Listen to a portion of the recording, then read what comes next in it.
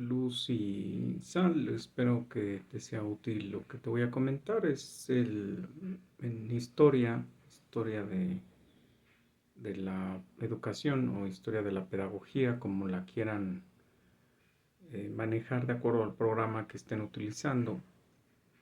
Quisiera tocar la historia de la educación en México. ¿Por qué? Porque, bueno, tengo ahorita unas niñas que el domingo, si Dios me presta vida, salud y bienestar, voy a ver. Y creo que les he dejado los temas cortos. Entonces, es- pienso que lo voy a partir en 3 videos. No creo que parta yo más. Eh, Primer parte en la que yo quisiera hablar de la historia de la educación en México es el México prehispánico y el México colonial. Espero que el tiempo y las ideas que están por ahí fluyendo me lo permitan. En la idea del México prehispánico, bueno, hay que hablar de más o menos el 900 antes de Cristo a 1325 después de Cristo, donde se forman eh, varias culturas, sobre todo en Mesoamérica, que aparentemente vienen de Aridoamérica, es decir, vienen de la parte norte de América.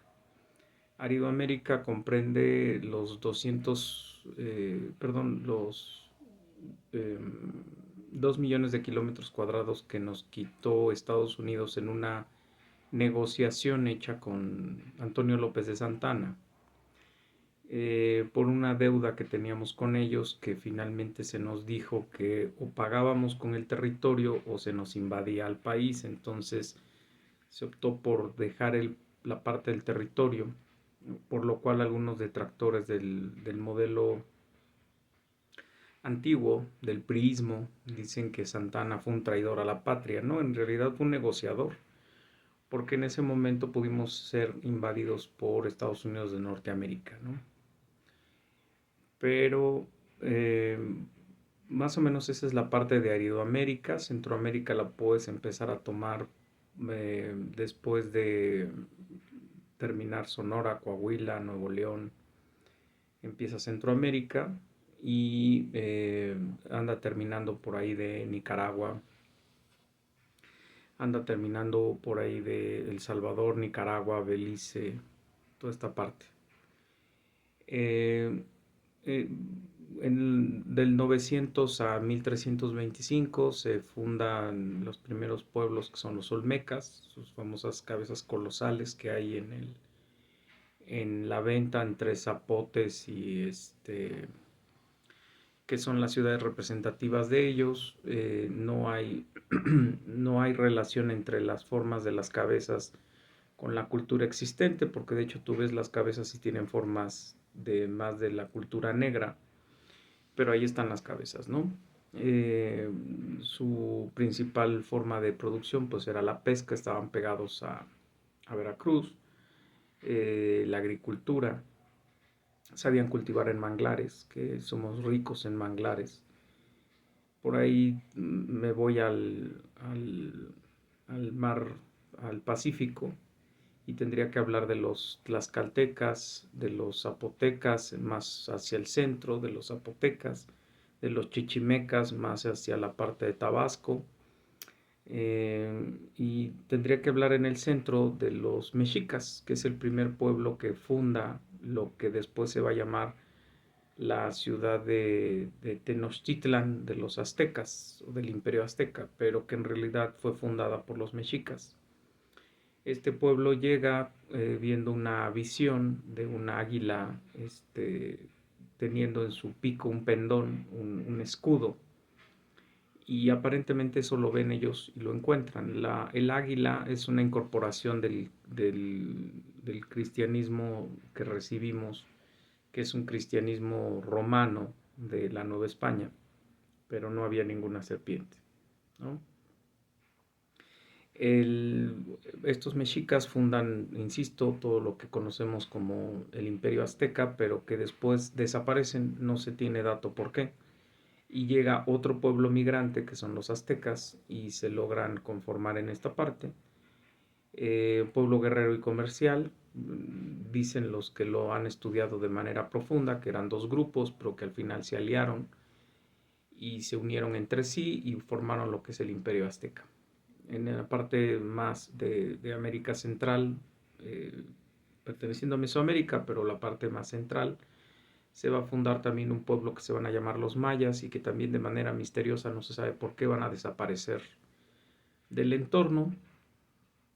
Tienen culturas similares, por lo tanto intercambian dioses y conocimientos, entre ellos el calendario azteca. El calendario famoso azteca es en realidad el calendario maya. El uso del cero es de los mayas. El uso de la moneda como el maíz como moneda y las plumas de los quetzales es de los aztecas. Intercambian dioses incluso, por ahí los dos veneran a la serpiente emplumada, nada más que cada quien le da su nombre. Los dos pueblos tienen la característica de ser pueblos metafísicos, es decir, ven a ciertos fenómenos de la naturaleza y les incorporan deidades que los explican y por lo tanto se les rinde culto. Hacen sacrificios humanos, en algunos casos sacrifican doncellas y príncipes, en otros casos sacrifican bebés, en el caso de los mayas, matan bebés, los meten dentro de vasijas y los echan a los cenotes sagrados.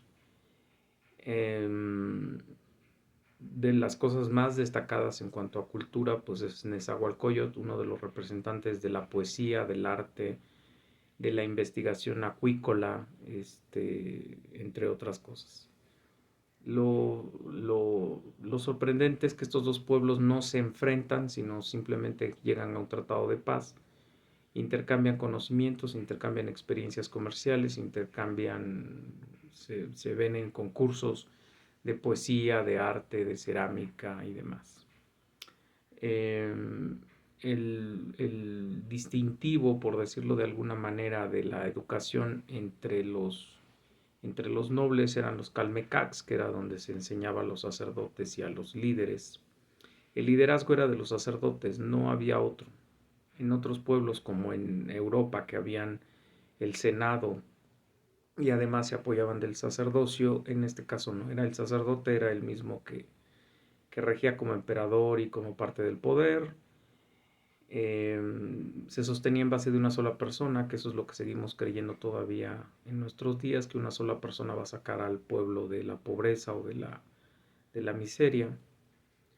Eh, Su forma de escritura era pictográfica, es decir, creaban imágenes que tenían ciertas formas y significados.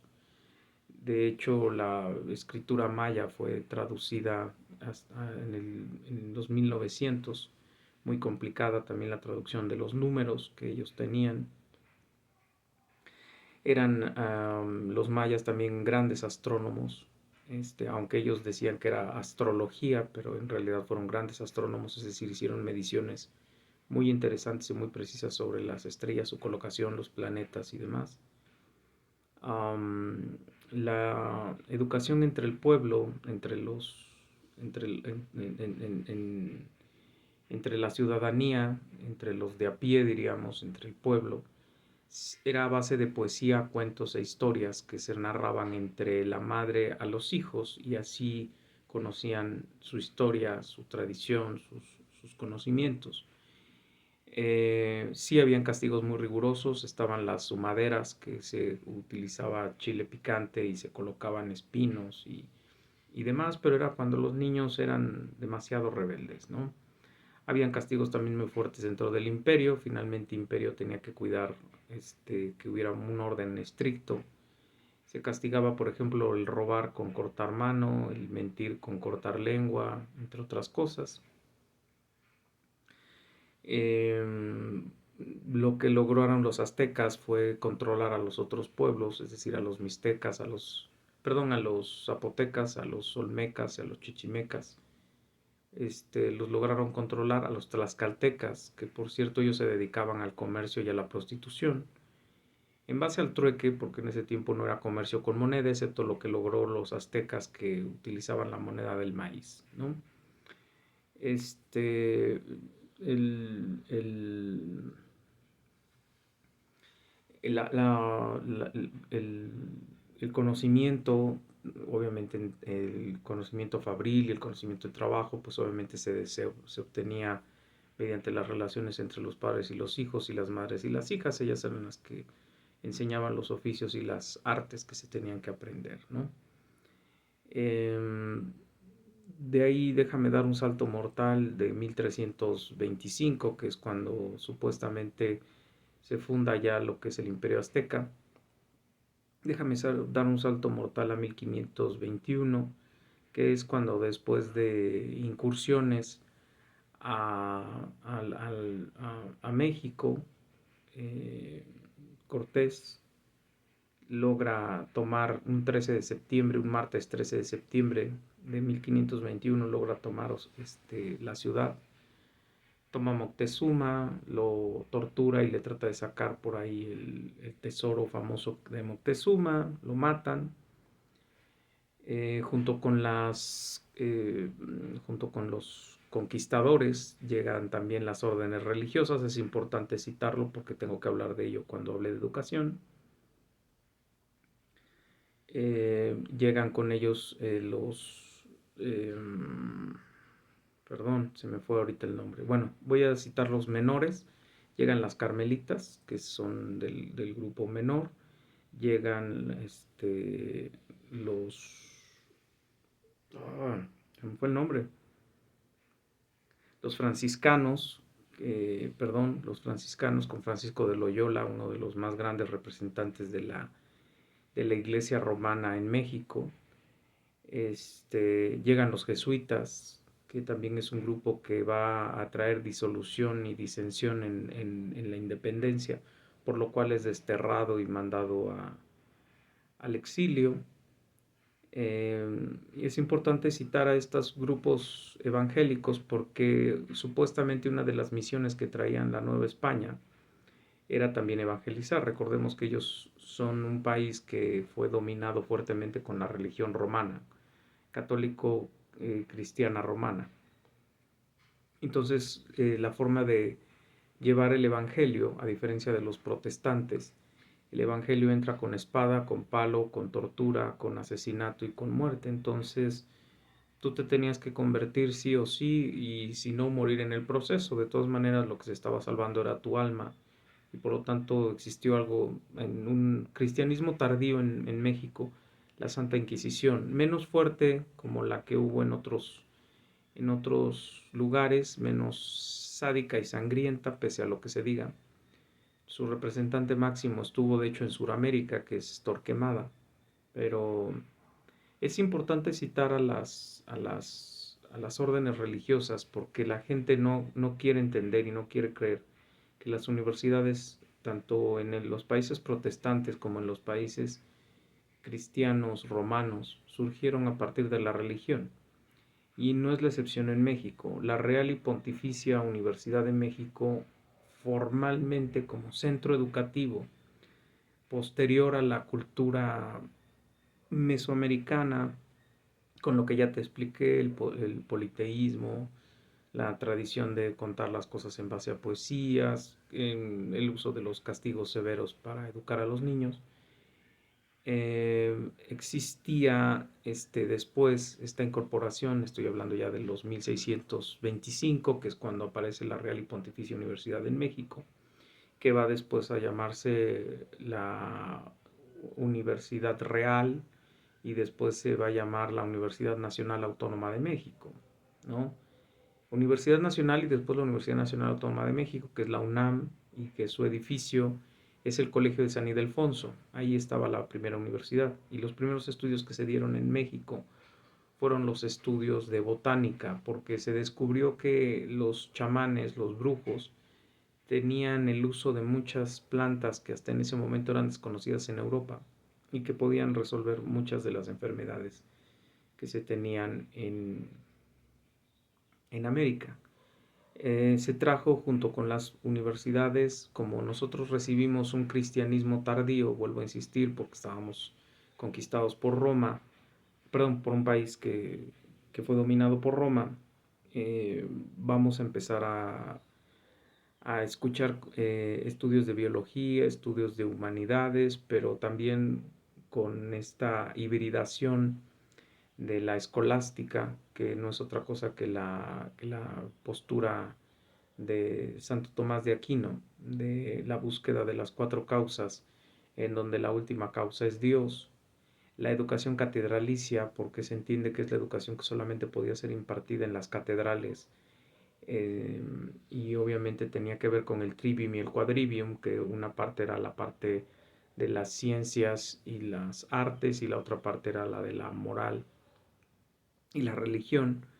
Y obviamente se tenía que aprender derecho romano, se tendría que aprender moral teológica, se tenía que estudiar la teología. Es decir, no había ninguna situación en que se rezara antes de empezar una clase. Y tú podías llegar y decirle a tus alumnos, Dios los bendiga. Es más, si no lo decías, pues estaba complicado, ¿no? Llega el humanismo tardío a América por ahí de los 1700, empieza el humanismo tardío. El liberalismo tardío también empieza a llegar a América, mientras en otros países la cuestión del liberalismo social y la cuestión del protestantismo ya tuvieron su clímax. El protestantismo en 1625 y y el liberalismo humanista en 1789, 1850, ya estábamos hablando de un inicio de un poscristianismo y de un liberalismo social y un liberalismo humanista por parte de Francia y de estos países que adoptaron el liberalismo. En América pasa algo diferente. En América empieza los visos del humanismo um, hasta 1800. Y empieza a presentarse un fenómeno en México que es el arraigamiento, por decirlo de alguna manera, el arraigo nacionalista y la idea del reconocimiento de las raíces mexicanas desde los peninsulares. Recuerda que en América Latina existieron castas y clases. Eh, las castas obviamente era la división sanguínea que se presentaba en ese tiempo. Recuerda que la sanguinidad era importante en los países monásticos. Entonces aquí se hablaba de los peninsulares, que eran los originarios de España que vinieron a vivir a América. Estaban los negros, los mulatos, estaban los mestizos, estaban los nacidos que no venían de España, pero los nacidos aquí. Y obviamente empezar a construir una idea de, pues como que nosotros ya llevamos más de 250 años aquí, ya tenemos una cierta idea de nación, una cierta idea de identidad, una cierta idea de autonomía, ya aprendimos más o menos a mover la economía de este país, ya sabemos los tejes y manejes. Bueno, ¿por qué le tendremos que seguir rindiendo pleitesía a España? Obviamente ya entraron las ideas del liberalismo económico, ya entraron las ideas del masonismo, las ideas jesuitas empiezan a hablar de que había que romper con cualquier tipo de cadenas que no liberaran al hombre, porque obviamente los jesuitas vienen impactados del protestantismo, aunque no dejan de reconocer que Jesús no es un profeta. Eso trae disensión en la iglesia y disensión en las universidades. A eso le toca verlo a personajes como Morelos, como Hidalgo, que son sacerdotes que están estudiando estas ideas liberadoras, por no decir liberales, pero liberadoras, que empiezan a entrar a América Latina. Eso también debe incluir al masonismo, que tiene su fuerza dura, fuerte, hasta 1860, sobre todo con Juárez, pero que ya empieza a tener sus incorporaciones a América Latina. España agudiza su forma de sacar dinero vía impuestos en América Latina. Hay una resistencia, pero también hay un descuido. Hay una resistencia porque obviamente pues dependían de lo que se sacaba de América Latina, pero ellos también empiezan a descuidarnos porque las guerras santas les empiezan a ocupar más tiempo. Su relación con Portugal es más complicada y empieza a ser más bélica que de relaciones comerciales. y entonces nos empiezan a descuidar y en un momento determinado, en 1827, para los que entendemos que es hasta ahí cuando se da el proceso ya de independencia del México independiente. Para los que no, pues es con el grito de independencia que se da un 16 de septiembre. En el de 1810, perdón, en ese grito de independencia no es la independencia, que eso también hay que aclararlo, no es el movimiento independiente. Como tal, no puedes hablar de un México independiente, sino hasta la entrada del ejército trigarante, con el frente de Iturbide y con toda esta idea del imperio, y ya no de hablar de la Nueva España, sino del imperio mexicano.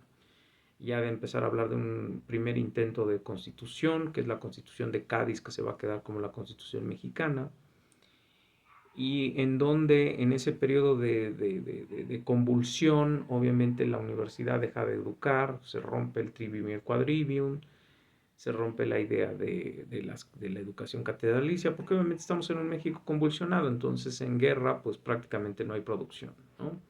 Hasta que volvemos a ser imperio y tenemos que pasar por un proceso de reacomodo de la idea del imperialismo, donde va a pasar por ahí Iturbide, Santana, y otros personajes. Tendríamos que empezar a pensar que, perdón, y a intervenciones que obviamente intentan otra vez volvernos a tomar como país, la intervención francesa, la intervención norteamericana, 1838 una, la norteamericana, 1855, si no recuerdo mal, 1865, la francesa, con la famosa Guerra de los Pasteles. Terminamos con Juárez, con la idea de nación, de país. Juárez, obviamente, un educado en el masonismo, pero que bueno, tiene cara como de indígena, y entonces le inventan toda la historia del pastorcito pobre que es educado con los masones, y él, ni siquiera él crea la famosa ley de Lerdo, pero él sí la firma. La ley Lerdo decía que todo lo que era de México le hacía libre y soberano, y ya se habla como país, ya no como imperio, sino como país. Se mata a Maximiliano, perdón, y a Josefina, se les matan. Francia viene a buscarlos porque además eran grandes generales de Napoleón, y él dice, bueno, él era gran general de Napoleón, y él dice que no, Juárez dice que no, que si él deja salir a este personaje, lo que iba a traer como consecuencia era que México iba a ser burla del mundo. Entonces no lo deja libre, lo mata. Ahí aparecen las famosas leyes de reforma, que después van a ser combatidas con las leyes de contrarreforma. Ahí aparece una lucha que ya estaba dada desde el principio, desde la independencia, entre los conservadores y los liberales, que los conservadores y liberales van cambiando sus ideas conforme van moviéndose los hilos de la historia. Primero el conservadurismo lo que quería era que México siguiera dependiendo de España. Después el conservadurismo dijo que ahora México solo podía depender de México, por eso vuelvo a repetir en esta lógica. El liberalismo para el tiempo de Juárez, perdón, los conservadores para el tiempo de Juárez eran los que querían que continuara la iglesia dominando todos los asuntos civiles. Los liberales eran en ese momento los que peleaban por la reforma masónica, que obviamente fue hecha por las leyes de Lerdo, pero que las rúbrica o las firma Juárez, y ahí quedan ya estampadas. Y entonces se separa la educación, se separa el matrimonio, se separan las leyes agrarias, se separan todas las cuestiones que se supone que no debía de tocar la iglesia, porque la iglesia lo que estaba haciendo era usurpar o controlar cosas que no le correspondían, según las leyes, insisto, del liberalismo económico-social. Aunque en realidad el problema no era que la iglesia las estuviera manejando, es que las estaba manejando una iglesia romana. Y la iglesia romana nunca pensó en el bien común, siempre pensó en el bien de la iglesia, ¿no? Hasta el día de hoy, pues el Vaticano es una ciudad inmensamente rica, hace negocios con narcotraficantes, hace negocios con países corruptos y no le causa ningún problema, ¿no? No tiene ningún empacho. Entonces, en ese momento deja de depender México, por ejemplo, del matrimonio, ya se da en registros civiles, ya no se da en iglesias, los entierros se dan en lugares instituidos por el Estado, la educación ya se imparte por el Estado, ahí aparece la hegemonía educativa, es decir, el modelo que está controlado por el Estado y que sus ideas y sus formas y sus modelos de ciudadano y de persona iban a partir de ese Estado que te iba a decir cómo vestir, qué creer, qué leer, qué ver, qué historia de México aprender, qué historia del mundo aprender, si creer o no creer en Dios, si dudar o no dudar de las cosas. Ahí apareció la educación hegemónica, es decir, donde todavía no podemos hablar de Secretaría de Educación Pública. Eso se da a partir de la salida de Porfirio Díaz en la lucha que se da de la Revolución Mexicana, pero ya podemos empezar a ver los visos de que el Estado iba a controlar lo que se nos iba a enseñar o no se nos iba a enseñar en cuanto a educación. Ya se habla de país, ya se habla de nación, ya se habla de un gobierno soberano, eh, pero recuerda que por ahí las ideas liberales se fueron al extremo. Se llegó a decir que México era un país que necesitaba de la influencia del extranjero para poder aprender, que eso lo vamos a entender en sociología como la teoría de la dependencia, y que necesitábamos irnos a países más civilizados y más avanzados para poder aprender de ellos. Y adivina a qué país fuimos. Al que no debíamos, fuimos a Francia, nos trajimos el positivismo francés, en lugar de irnos a Inglaterra, que estaba el protestantismo, o irnos a Alemania, donde está el protestantismo, no nos vamos a Francia, traemos a un general que está a punto del retiro, que va a tomar el poder en México, que se va a llamar Porfirio Díaz, va a tomar el poder en México, va, eh, de esto te estoy hablando ya de 1890, va a tomar el poder en México, eh, sí va a traer el positivismo a México, va a traer toda la idea de la educación basada en el orden social, basada en la no religión, basada en la ciencia positiva de Augusto Comte. Aquí ya empiezas a ver los visos de la educación pública llamadas, o lo que la estaría haciendo la educación lancasteriana.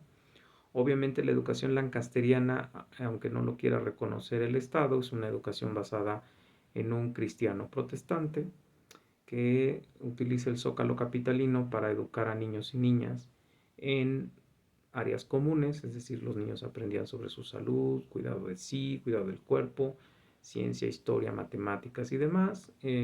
Aquí se experimentan los multigrados en la educación lancasteriana, que son los multigrados. Bueno, un mismo maestro manejaba quinto, sexto, primero, cuarto y demás. Lo que hacía es que en ese mismo maestro se daba cuenta que tenía alumnos monitor.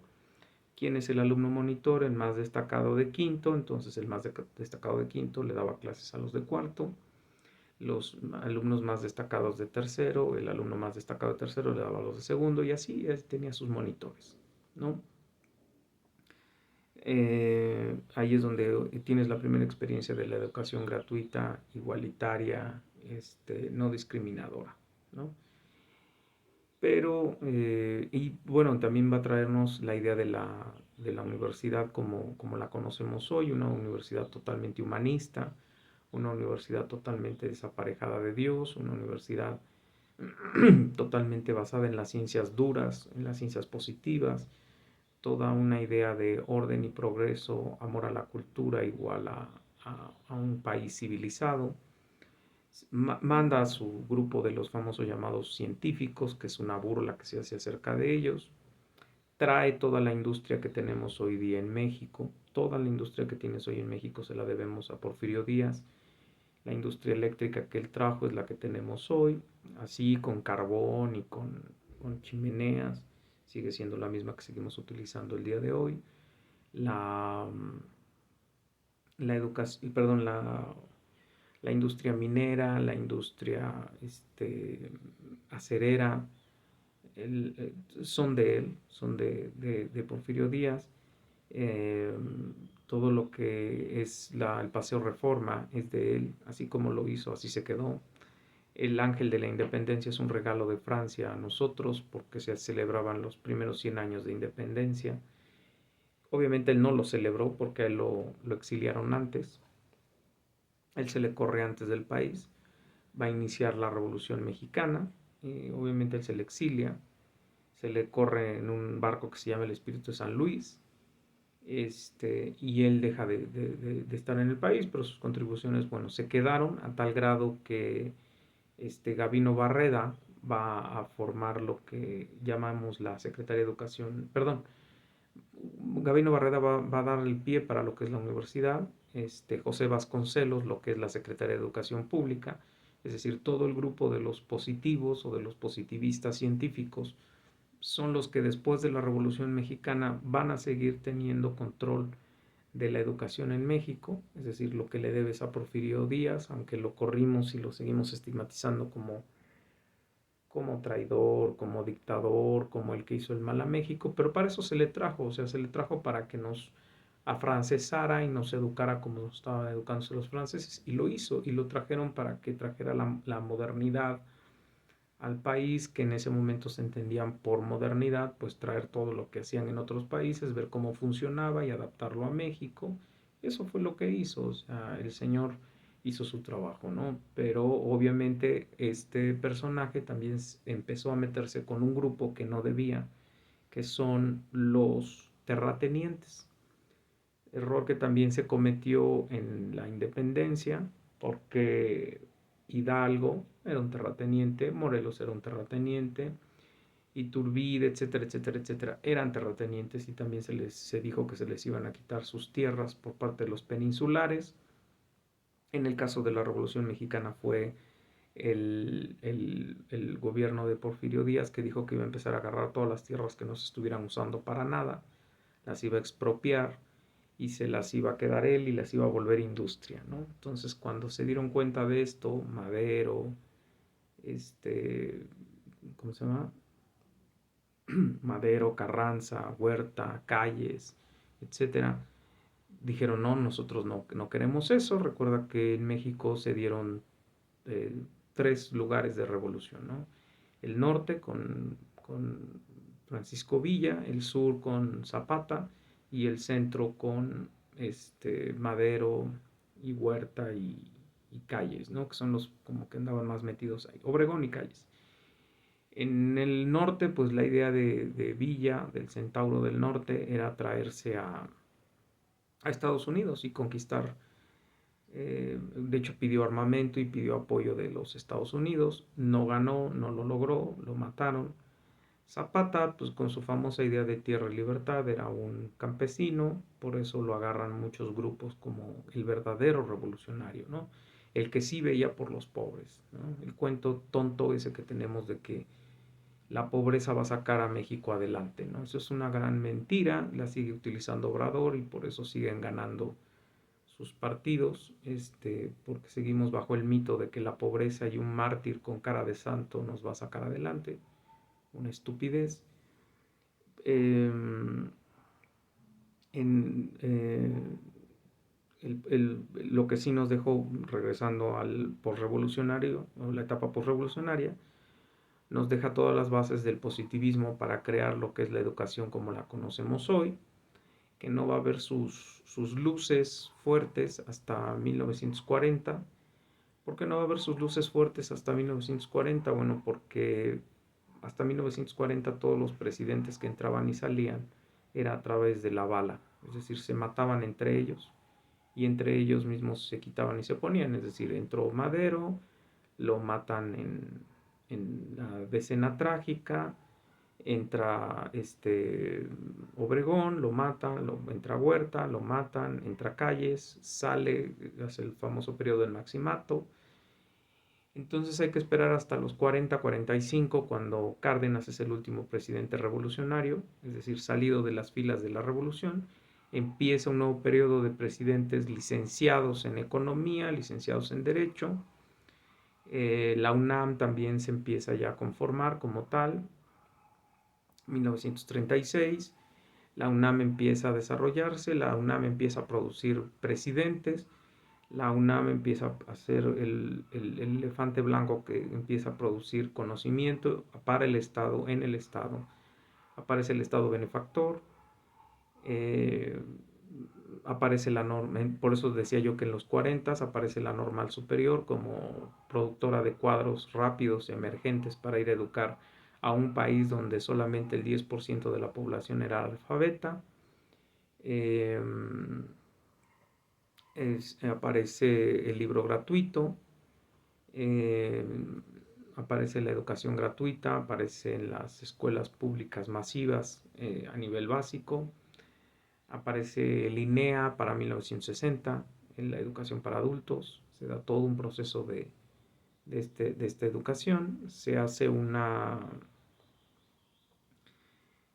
masiva alfabetización apostando que si tenías una buena educación primaria lo que seguía era lo mejor, idea que ya se ha desmentido a partir de los años 90, 2000, que al contrario hay que tener una muy buena y sólida educación superior para poder abastecer los cuadros de la industria, la empresa y el Estado para que los países funcionen, pero nosotros lo hacemos al revés.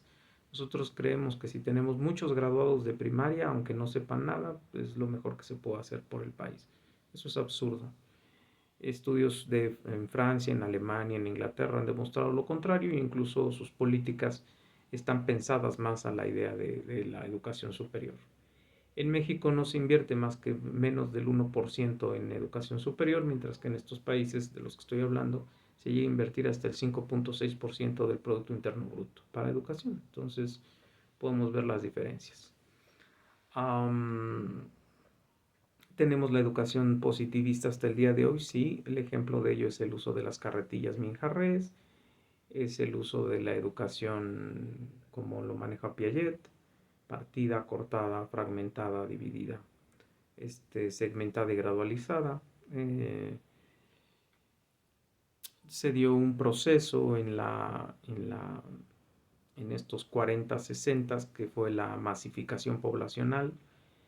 Los estándares de vida y la calidad de vida creció, la tasa de mortandad descendió, pero la tasa de reproducción no descendió, pese a que se inventó la pastilla anticonceptiva en México, pese a que se trajeron todas las estrategias de ten pocos hijos para darles mucho, pese a que hoy está la ideología de género, en ese momento no logró paliar la gran tasa de población que se estaba teniendo, entonces se dio un fenómeno a nivel superior que se llamó la masificación educativa. La educación masificadora fue la que trajo como consecuencia que instituciones que se llegaron a decir elefantes blancos porque eran demasiado grandes para muy poca población, después no pudieran tener abasto para dar educación a los mexicanos. Con ello se dio el movimiento del 68, que en realidad no estaba peleando por más educación o mejor educación, estaba peleando porque se salieran las autoridades de la máxima casa de estudios. Se, se une el Politécnico, se unen algunas organizaciones campesinas y demás. Se da el movimiento del 68, que trae como resultado el movimiento del 68 la creación de escuelas en los estados de la República. Cada estado ya tiene sus escuelas propias. Ya no es el centro o el ombligo venir a educarse a la UNAM, sino ya cada estado va a tener su propia educación. La misma UNAM se descentralizó, se mandó a lugares de difícil acceso para que las personas prácticamente no pudieran llegar. En ese momento los difíciles accesos era Cuautitlán, era Aragón, era Naucalpan, y ahí se enviaron a los nuevos planteles que se crearon de la universidad. Se le quitó el centro de la educación a la UNAM. De hecho, las mismas nuevas universidades, las nuevas ENEPS y FES, se les empezó a crear una construcción en donde el centro no tuviese los comedores, sino que los comedores estuvieran a las orillas para que no se dieran los lugares en donde se pudieran concentrar las personas para hacer mítines o movimientos, porque el problema que se tuvo como consecuencia de la UNAM y su construcción y sus políticas es que esa misma escuela que había sido creada para el Estado y para rendirle frutos al Estado, al contrario, llegó el momento en el que produjo discurso contestatario, y ese discurso contestatario fue lo que trajo como consecuencia la revolución intelectual de la que te hablé de 1968, y por lo tanto un discurso también contestatario a lo que era el capitalismo del Estado benefactor que en ese momento se estaba desquebrajando, que surge el famoso socialismo, aparecen, surge y no, porque el socialismo ya estaba con Lázaro Cárdenas del Río, ¿no? Lázaro Cárdenas del Río es un híbrido entre marxismo y capitalismo, y lo puedes ver con los símbolos del Politécnico, con el surgimiento del Politécnico, con esta idea de que el trabajo organizado y las organizaciones sindicales y demás iban a sacar adelante a México y iban a proteger al trabajador. Eso se lo debes al trotskismo y eso se lo debes al socialismo de los 1868 y 1898, que fueron dos movimientos que se trajeron de Alemania y Francia a América Latina y que después se vienen a acuñar en lo que es el famoso socialismo de 1917 con la Revolución Rusa, de la ruptura de los zaristas y el acceso de ya de propiamente los primeros ministros, el Politburó y toda esta idea de Estado, que al final trajo como consecuencia lo que conocemos como la Unión de Repúblicas Soviéticas Socialistas, y que después se desmoronó para 1989, que empieza con la caída del muro de Berlín. Ya para los años 90-91, pues el desmoronamiento de todos los países que fueron incorporados a la fuerza a un solo modelo ideológico fracasado, que es el socialismo, que también quiso entrar a México, que afortunadamente fue abatido rápidamente, y que nunca fructificó, pero que era una amenaza para el país, aunque ahora desgraciadamente con el obradorismo estamos viendo como paulatinamente estamos otra vez entrando a ese estado, eh, como de ese estado socialista, ¿no? En cuanto a la educación, bueno, lo que va a ocurrir es que van a haber muchas normales, van a haber muchos centros de educación primaria, va a haber una idea de la educación politécnica, la educación, esta educación del obrero bien pagado, que trae como consecuencia el surgimiento de la educación técnica a nivel medio superior, que antes tenía una base no terminal y después tuvo una base, perdón, terminal y después una base no terminal con ALEP. Van a surgir muchos centros de educación a nivel medio superior con características técnicas o tecnológicas que les llaman, que en realidad son técnicas porque lo único que hacen es aprender a desarmar lo que otros ya crearon. Nosotros no tenemos industria, no creamos industria y no tenemos industria. Es decir, nosotros no creamos naves espaciales, no creamos computadoras, no creamos tecnología. Nosotros lo que hacemos es copiamos técnicas, las aprendemos a usar y las adaptamos a lo que tenemos en México. Eh, se, se va a desprestigiar la educación humanista, se va a priorizar la educación tecnológica, sobre todo en los años 80, años 80, 90. Se va a presentar un fenómeno a partir del movimiento del 68 que son la educación de masas élite y la educación de élite. Obviamente la educación de élite ya no está en manos del Estado, está en manos de la iniciativa privada, a partir del famoso llamado neoliberalismo, que es el agotamiento del Estado benefactor y el nacimiento de un Estado que solamente regula y vigila lo que las empresas hacen y que deja en manos de las empresas lo que el Estado antes hacía, ¿no? Dar vivienda, salud, educación, etcétera.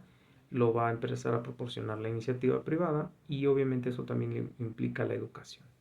Educación de élites, obviamente es la educación que solamente está hecha para los cuadros que tienen el control y medios de producción de conocimiento, de industria, de control del pueblo.